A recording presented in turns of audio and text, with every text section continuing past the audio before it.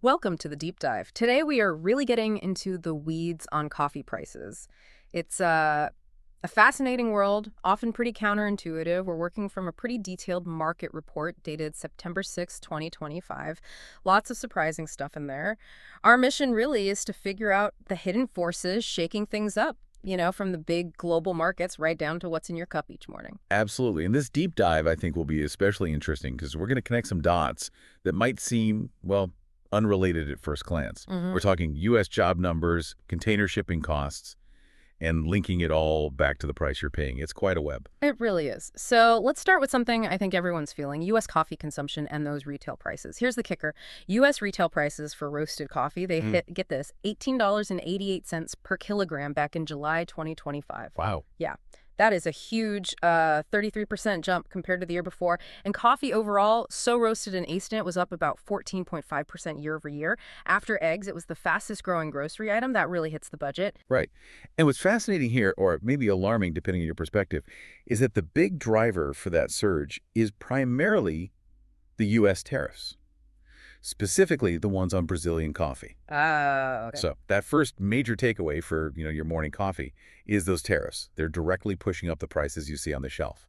And the reports suggest Starbucks is likely looking at bumping their prices up even more because of this. It's a very direct pass-through. Okay, so that explains the sticker shock at the grocery store. But then it gets interesting when you look at the international futures markets. They often look ahead, right? And they're telling a slightly different story, maybe a bit more cautious. London Robusta contracts, for example, they were down. Yeah, down about $105, which is, what, 2.38%? Yeah. And New York Arabica dipped too, though less dramatically, about 0.75 cents a pound. So why the dip globally when U.S. retail is soaring? Well, the surprising reason actually comes back to U.S. economic news, specifically service sector jobs. They only added 22,000 jobs. The expectation was way higher, around 75,000. Oh, okay, big miss. A big miss. And that weak number, it knocked the U.S. dollar index down pretty sharply, below 98 points. Yeah. And that signals that the market is now thinking, okay, the Fed is probably going to cut interest rates at their next meeting, the one mid-September. Right, the September 17th and 19th one. So, okay, if the Fed cuts rates, what does that actually mean for coffee drinking here in the U.S.? It feels complicated. It is complicated. And that's the big question, isn't it? Even with potential rate cuts, the concern is that consumer income is weakening. This could go two ways. Maybe people drink more coffee, switching to cheaper stuff, brewing more at home, And costs elsewhere. Exactly. Or the lack of purchasing power just means people buy less coffee overall. Yeah. It's a really delicate balance right now. We're watching that closely. And speaking of things that seem contradictory, let's unpack shipping costs. Oh, yeah. Because this is pretty wild. While retail prices are up, container shipping rates from China to the U.S. West Coast have actually plummeted. Plummeted is the word. Yeah, down a massive 68% from their peak in June 2025.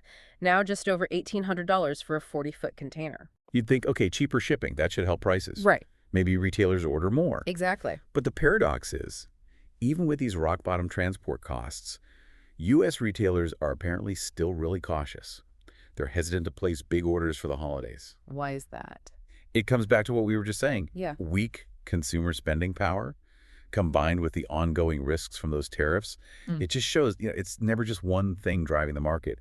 It's multiple factors, sometimes pushing in different directions. Okay, so let's pivot a bit. Let's look at Vietnam, a major coffee producer. What's happening there? Well, interestingly, local coffee bean prices, specifically in the Thanh Nguyen region, they've been remarkably stable, holding steady around 110,000 to 113,000 Vietnamese dong per kilo.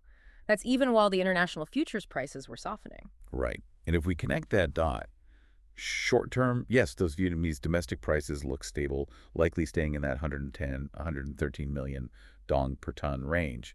But it's going to be tough for those prices to really push much higher if there's still a lot of Robusta supply pressure globally. But here's the potential opportunity, sort of midterm thinking, those ongoing trade issues between the U.S. and Brazil, coupled with the trend of the U.S. actually importing less from Brazil. That could genuinely open up some significant strategic doors for Vietnamese coffee producers to step in and fill that gap. A real potential shift in supply chains then. Could be. It's definitely something to watch. Wow. So quite the journey we took there. From U.S. job numbers hitting global futures markets, Right. to tariffs making your coffee more expensive at the store, shipping costs falling off a cliff but not really helping the consumer yet, and then this unique stability and maybe opportunity for Vietnamese coffee. It really is all tangled together. It absolutely is. And maybe that leaves us and you listening with this thought to chew on. You've got this huge drop in shipping costs. You've got stable prices in places like Vietnam. You've got these big trade tensions creating potential openings. So what could be the next big shakeup in the global coffee supply chain? And more importantly, how might that eventually change the coffee choices and the prices available to you in the year ahead?